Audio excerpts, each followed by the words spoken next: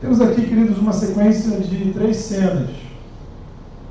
Primeiro, o finalzinho do julgamento de Jesus pelos judeus.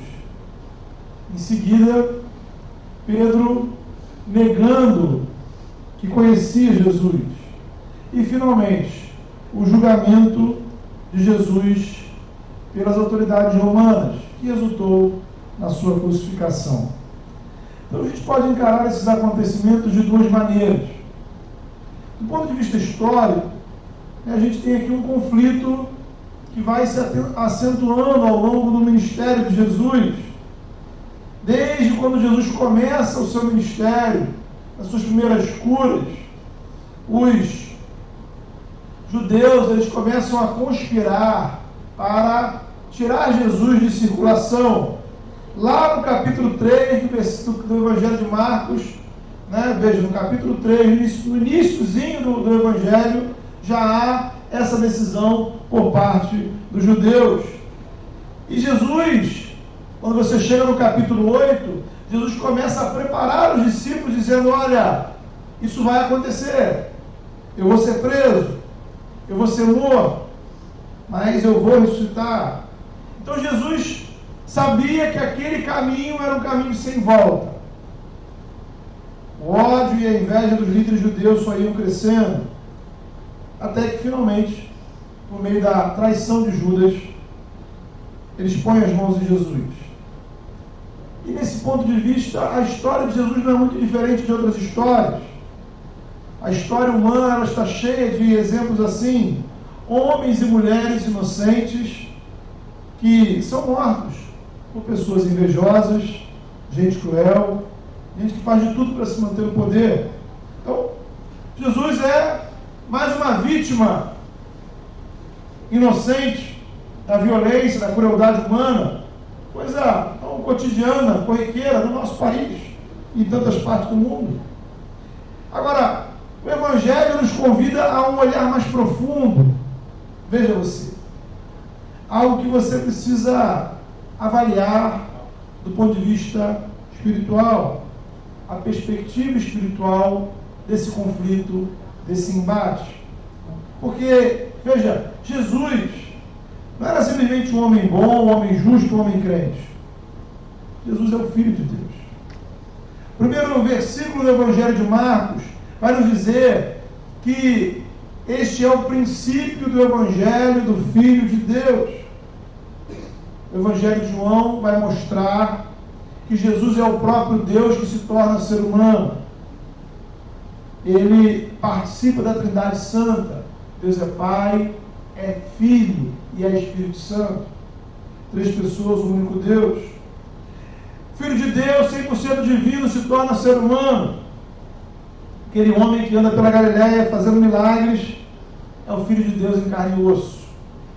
Esse homem é preso por judeus, é caluniado por testemunhas falsas. Ele, que era a própria encarnação da verdade, foi vítima da mentira. Ele disse: eu sou o caminho, a verdade e a vida. E Jesus é cuspido, Jesus é zombado, Jesus é rejeitado, porque o povo prefere Barrabás, quando aquele que, por meio de quem todo o universo foi criado, estava ali diante deles. Então nós temos aqui, queridos, um conflito que é mais do que um conflito histórico, que é mais do que um conflito assim político, mais do que um conflito religioso em algum lugar. É um conflito cósmico, é um conflito espiritual que envolve todo o universo. De um lado está o Filho de Deus, trazendo o reino de Deus, representando o próprio Deus. Do outro está o reino dos homens, o reino espiritualmente subordinado a Satanás, reino no qual o pecado domina. Jesus vem trazer o reino de Deus, e o ser humano diz: não, não, não, não queremos nem esse rei, nem esse reino. O mundo, veja você, em todos os seus segmentos impregnados pelo pecado e rebeldia contra Deus, eles dizem não ao reino de Deus. O povo, os religiosos, os políticos, todos rejeitam Jesus e querem matá-lo. É um problema só daquela época, irmãos. É um problema do ser humano. Imagine você, se Jesus desembarcasse aqui no Brasil, seria diferente? Talvez seria até pior. Então a gente precisa olhar para esse texto e a gente precisa se ver aqui dentro. Enquanto o pecado domina a nossa vida, o problema do pecado é que ele nos cega para as verdades de Deus. Nós não gostamos de Jesus, nós gritamos com a multidão: crucificam, crucificam. Ou simplesmente, ignoramos. O que eu posso fazer? Que os homens façam com ele o que bem entenderem. Veja que naquele momento, de fato, as pessoas achavam que podiam derrotar Jesus. O próprio diabo estava pensando que podia derrotar Jesus. Aquele famoso filme da Paixão de Cristo, lá do Mel Gibson, é uma cena da morte de Jesus, onde Satanás ele vai acompanhando os eventos com atenção, porque ele acha que, de fato, se Jesus for morto, ele alcançará a vitória. Ou, para citar uma outra história, nas Crônicas de Nárnia, quando o leão Aslan é assassinado, a feiticeira acha que venceu. Então, nessa batalha em que o universo está em jogo, as forças do mal acham que vencerão pelo recurso que elas estão acostumadas a usar: a violência, a morte. Mas aí é um erro estratégico. Duas coisas. Primeiro, o mal não percebe que Deus estava recebendo a morte de Jesus como sacrifício pelos nossos pecados. A morte de Jesus foi permitida por Deus, porque Jesus não tinha pecados, mas a morte de Jesus foi sacrifício pelos nossos pecados. Ela é necessária por causa dos nossos pecados. Em segundo lugar, as forças malignas também não acreditavam, ou melhor, elas acreditavam que a morte é o fim. Mas Deus venceu a morte de Jesus. A morte não pôde contê-lo. Espiritualmente, a cruz não foi a derrota de Jesus. A cruz foi a vitória de Deus sobre o mal. A cruz é símbolo da nossa vitória. Então, queridos, ao contrário dos reinos desse mundo, ao contrário dos reinos dos homens, o reino de Deus não veio por meio de conquistas militares. O reino de Deus não veio através da morte dos outros. O reino de Deus vem por meio do sacrifício do Filho de Deus. O Evangelho traz o rei que é Jesus. O Evangelho traz o reino que é a vontade de Deus. O Senhor nos chama, pelo Evangelho, a reconhecer Jesus como rei. O Senhor nos chama pelo Evangelho a fazer parte do seu reino. O Senhor nos chama pelo Evangelho a fazer do reino a nossa missão. E quando eu reconheço Jesus como rei, quando eu faço parte do reino, quando eu assumo o reino como a minha missão, eu passo a estar em confronto com o reino do mundo. Não há como. Porque o reino do mundo, ele é dominado e contaminado pelas forças do mal. Veja, Jesus confrontou os sistemas humanos.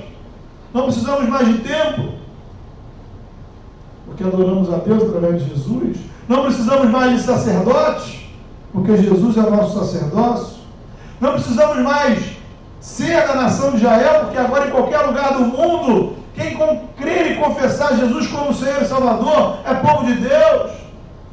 Então o Evangelho, ele rompeu com as estruturas daquela religião. Mais ainda, o Evangelho confronta o mal que existe no mundo. O Evangelho confronta as estruturas pecaminosas, a corrupção, a prostituição, a mentira, a ganância, o egoísmo. O Evangelho confronta a religiosidade falsa. Isso incomoda, porque o mundo prefere continuar vivendo sem Deus. Cada um quer viver a sua vida sem ter ninguém para dar satisfação. Fazer o que me dá na telha, o que eu quero, em primeiro lugar, o meu prazer, minha vontade, o que me dá prazer. O Evangelho incomoda os que se sentem poderosos, que acham que mandam na sociedade. No final das contas, o Evangelho incomoda o inimigo das nossas almas. As armas do mundo contra o Evangelho estão aqui. O mundo combate o Evangelho da mesma forma que combateu Jesus, com mentiras, com violência, com zombaria, com religiosidade falsa. Então, o que você precisa entender, em primeiro lugar, nessa noite, é que não existe trégua entre o mundo e o Evangelho. Não existe acordo entre o mundo e o Evangelho. O Evangelho nos coloca em uma posição crítica diante do mundo. Não somos aliados de ninguém. Não deveríamos ser. Nosso rei é Jesus. Nosso reino é o de Deus.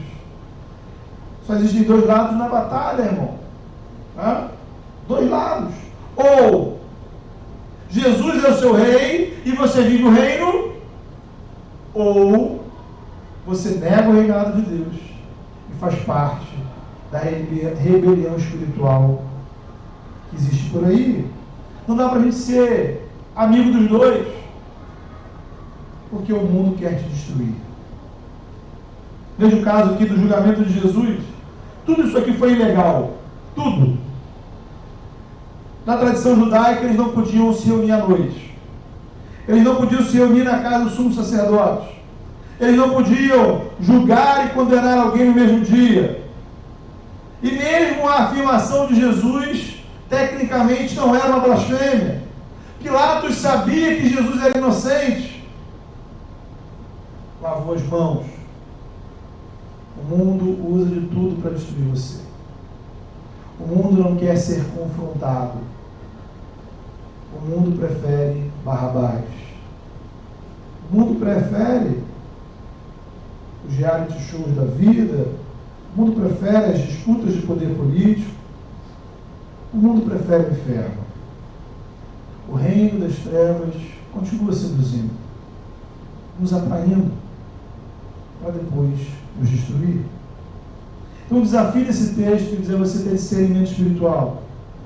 Entender que o mundo quer acabar com qualquer tipo de relacionamento com Deus. O mundo quer dizer para você o tipo de espiritualidade, de religiosidade que você precisa viver. O mundo quer destruir qualquer coisa boa que exista dentro de você, que se pareça com a vontade de Deus, que os incomode. Discernimento espiritual, para perceber que talvez aquilo que esteja te atraindo, aquilo que talvez mexa com a sua vontade, pode ser tão somente uma estratégia do inimigo para te destruir. Cuidado com aquilo que você admira no mundo. Não se trata de proibição. Apenas cuidado. Cuidado. Prevenção. Discernimento espiritual. Porque o mundo luta contra você. Eu não posso ser espiritualmente ingênuo, achando que há espaços neutros. Jesus avisou: quem não é por nós é contra nós. E o que fizeram com Jesus farão conosco. Aí você pode perguntar: poxa, pastor, mas a igreja não está aí para abençoar o mundo? A resposta é sim, porque nesse conflito as nossas armas são bem específicas. O mundo nos enfrenta com mentiras, violência, zombaria, religiosidade falsa. E nós enfrentamos o mundo com oração, palavra, amor ao próximo, orando por aqueles que nos perseguem, se esforçando por viver uma vida correta, compartilhando o Evangelho com nossos amigos. É nesse sentido, querido, que os discípulos de Jesus são chamados a serem sal da terra, para impedir que a podridão do mal tome conta no mundo, como algo revolucionário. Ser discípulo de Jesus é fazer parte de um movimento revolucionário. Né? Há um outro filme interessante, que é o livro de Eli, e ali há um bandido obcecado por achar uma Bíblia. Olha que coisa, né? Uma catástrofe mundial e aparentemente todos os exemplares da Bíblia desapareceram. E esse bandido, ele quer achar uma Bíblia. Por quê? Porque na cabeça dele, ele acha que por meio da Bíblia, ele poderá manipular as pessoas, dominá-las com maior tranquilidade. De fato, até hoje, a Bíblia é usada dessa mesma forma. Gente que quer manipular pessoas usando a religião, inclusive a Bíblia. O Evangelho genuíno, o Evangelho de Jesus, ele é libertador. O Evangelho é revolucionário. O Evangelho diz que nós não somos servos de políticos, não somos servos de líderes religiosos, não somos servos do dinheiro, não somos servos da internet, somos servos de um rei que é Jesus. A igreja, ela é a comunidade do rei, uma comunidade revolucionária. A igreja é uma sociedade alternativa. Esse é o sentido de sermos igreja, não apenas sermos evangélicos. Trabalhamos para construir uma comunidade que precisa ser impregnada pela graça, onde as pessoas percebam que existe uma diferença entre a vida que se vive aqui e a vida que se vive lá.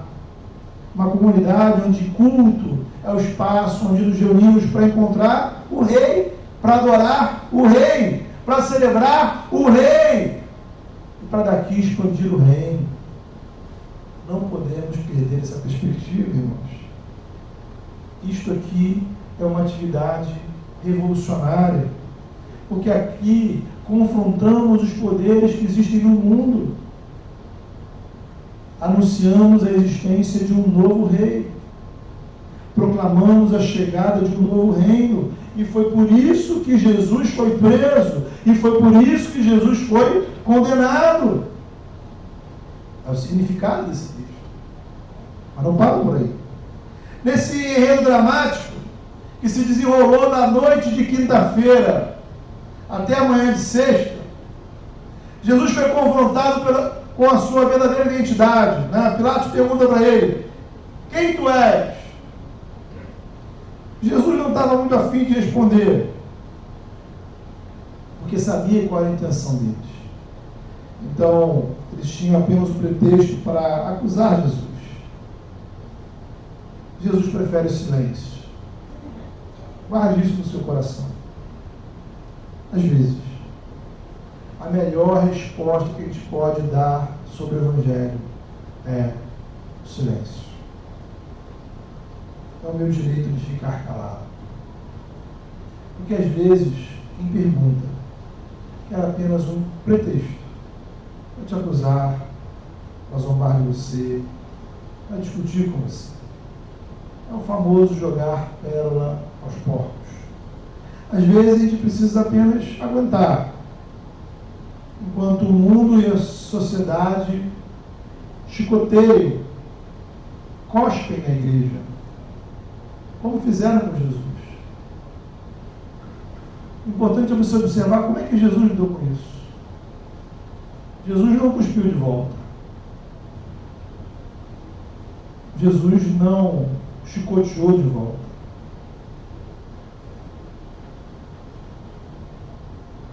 Jesus orou: Senhor, perdoa-os, porque não sabem o que fazem. Esse é o nosso papel como igreja. É o que Jesus ensinou nas bem-aventuranças. Bem-aventurados sois vós, quando forem perseguidos, por causa da justiça. Por fim, sabendo que tudo aquilo precisava chegar a uma decisão, né? Jesus ele vai reconhecer: eu sou o Messias, eu sou o Filho do Deus bendito, eu sou o Filho do homem que estará à direita do Pai. E nesse contexto nós temos Pedro negando Jesus Cristo. Enquanto Jesus assume a sua identidade, Pedro nega a sua identidade. É a estratégia do mundo. Fazer pressão para você renunciar à sua identidade como discípulo de Jesus e assumir outra. O Evangelho nos confronta a assumir quem somos diante de Deus. Mas o Evangelho também nos capacita. E aí eu queria terminar falando da graça de Deus. Nesse confronto espiritual com o mundo, às vezes, irmãos, a gente perde algumas batalhas. Nem sempre a gente vence. Nem sempre a gente ganha. Às vezes, como Pedro, nós cedemos à tentação, abrimos mão da nossa identidade, negamos Jesus. É a hora que o mundo joga na sua cara. Você perdeu, você não tem mais lugar diante do Senhor, você não tem mais lugar no reino de Deus, você foi derrotado. Espiritualmente, é verdade. Às vezes nós somos derrotados. Talvez você chegou nessa noite aqui meio derrotado. E o mundo pisa, se aproveita dos que se sentem derrotados. O Evangelho é o espaço da restauração daqueles que se sentem derrotados por Deus. Pedro negou Jesus 3 vezes. O texto diz que ele chega a amaldiçoar a si mesmo. Quando percebe o que ele fez, chora. O Evangelho confrontou Pedro, Pedro se arrependeu. E essa é a primeira coisa que precisa acontecer com você nessa noite. Arrependimento. Arrependimento não é uma promessa que você vai sair daqui perfeito. Arrependimento é você reconhecer que o que aconteceu até aqui não foi bom. Você não sabe o que vai acontecer amanhã, mas você sabe que o que aconteceu até agora não foi legal. Não sei como é que vai ser a minha semana, mas eu sei que o que passou não foi da vontade de Deus. Eu não vivi o que eu deveria ter vivido.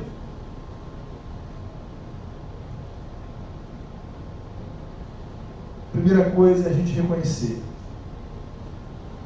A segunda coisa é você acreditar que Jesus vem ao seu encontro te oferecendo perdão. Jesus foi ao encontro de Pedro. Foi o que nós pregamos de manhã. Assim como ele vem ao nosso encontro. Porque Jesus nos encontra pela palavra. Jesus nos encontra, Jesus está vivo ao lado do Pai. Nós nos encontramos com Ele por meio da ceia. Nós nos encontramos com Ele por meio do culto. Jesus vem ao seu encontro e te perdoa. Vivemos um mundo que não perdoa nada. Não de graça, né? Que na verdade não é perdão. Os perdões que são oferecidos são aqueles perdões onde quem te perdoa, na verdade, quer depois cobrar esse perdão de você. Quer cobrar esse favor. No mundo a gente está sempre devendo. Para Jesus a gente nunca está devendo. Por isso Ele deu a vida dele por nós na cruz. Para que você pudesse experimentar reconciliação gratuita com Deus. Inclusive para que esses que estavam lá cuspindo, esses que estavam lá zombando, esses que estavam lá chicoteando, olha isso, até mesmo para eles havia perdão. Olha o tamanho desse amor, irmãos. Os que cuspiram em Jesus e os que hoje cospem na igreja. Os que zombam do cristianismo. Eles podem ser perdoados, transformados pela graça. Eles merecem o que nós merecemos, condenação. Mas Cristo nos oferece perdão, salvação, graça. Então Jesus vem. Primeiro, você se coloca diante dele e você reconhece o seu pecado. Você se arrepende. Você reconhece que o que até aqui viveu não foi bom. Talvez na sua vida inteira não foi bom. Talvez na última semana não foi bom. Talvez nos últimos meses não foi bom. Mas coisas da sua vida você reconhece que não estão boas diante de Deus. Em segundo lugar, você reconhece que Jesus está diante de você oferecendo perdão.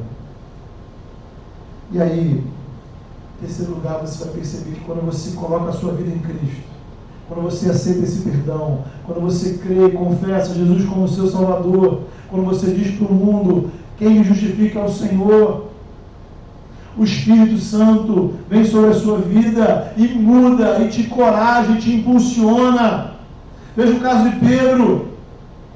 Nós temos 2 Pedros na Bíblia. Nós temos o Pedro antes de Atos 2 e o Pedro depois de Atos 2. O primeiro Pedro é esse aqui. O Pedro que nega, o Pedro que chora, o Pedro que se envergonha, o Pedro que se intimida diante da pressão.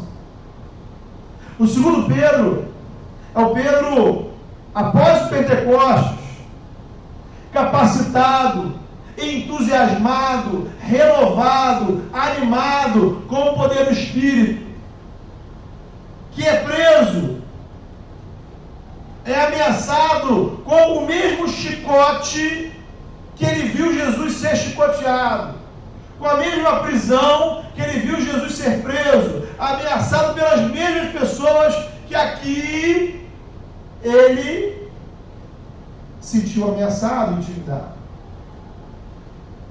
E quando então lá ele é preso, dizem para ele, olha, não pregue mais sobre o nome de Jesus. E Pedro responde, olha, antes importa obedecer a Deus do que aos homens. Nós não podemos nos calar diante das coisas que nós ouvimos e vemos e vimos. E a igreja recebe Pedro, recebe João, e eles oram. Eles não oram para que a perseguição termine. Eles não orem para que venha o fogo do céu e consuma aquelas autoridades.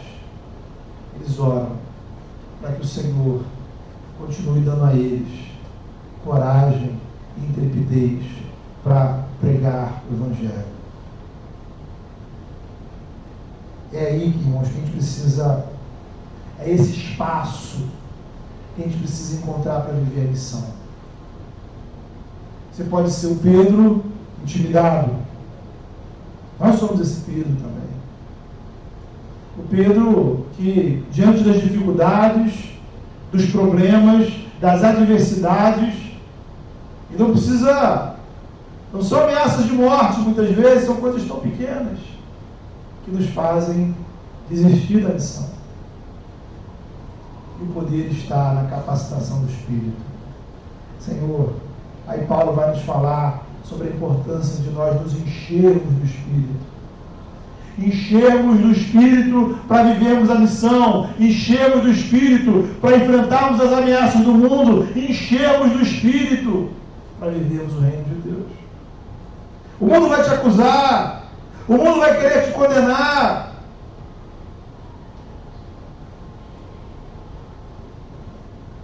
Mas a gente encara muito de frente, de cabeça erguida, porque nós cremos naquele que morreu por nós. Nós cremos naquele que nos justifica e nós confiamos no poder do Espírito Santo.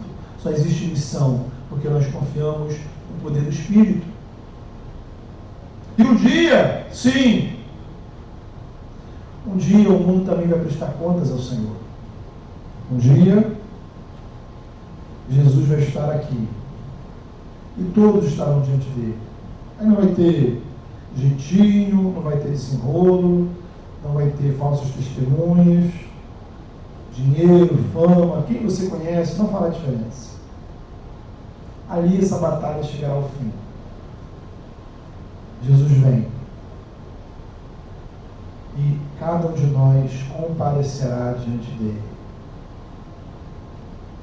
A pergunta é: quem estará diante dele? Ou como você estará diante dele? Você é o pecador, fracassado, culpado, que merecia o inferno, mas que se arrependeu, mas que confiou no perdão, mas que creu na graça de Deus e buscou servi-lo com o Espírito Santo. Você que abriu mão da sua própria justiça e confiou na justiça de Deus. Você que não se intimidou com o mundo, não se conformou com o mundo, mas caminhou na dependência do Espírito. Ou aqueles que rejeitam a justiça de Deus, aqueles que seguem o reino dos homens, aqueles que não aceitam Jesus como rei, aqueles que não querem o reino de Deus. Esse rei que um dia virá é o rei que está aqui. Esse rei que morreu, ressuscitou, está vivo, é o rei que está aqui. E esse rei nos chama. Esse chamado precisa de uma resposta. A questão é: qual a resposta que você vai dar? Vamos orar? Feche seus olhos. Fale com o Senhor nessa hora.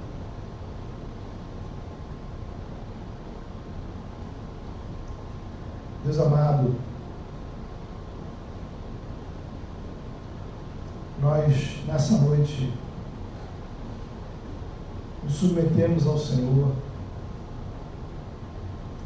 mais uma vez declarando, Senhor, que não há nome maior do que o nome de Jesus. Louvado seja o teu nome, Senhor, porque Jesus é aquele que morreu na cruz,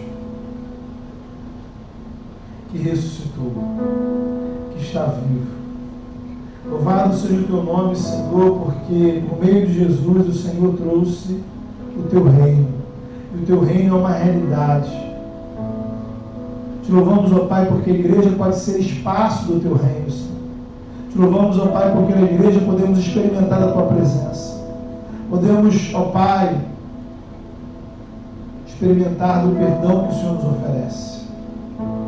Pai, nós nessa noite reconhecemos que até aqui, quantas e quantas vezes, ó Pai, temos feito concessões ao mundo, temos cedido às pressões do mundo.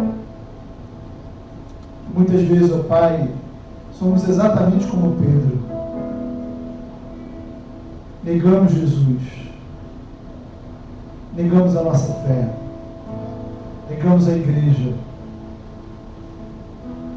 Isso corrói o nosso coração. E como Pedro, Senhor, essa dor, essa vergonha, essa tristeza, essa culpa tomam conta de nós.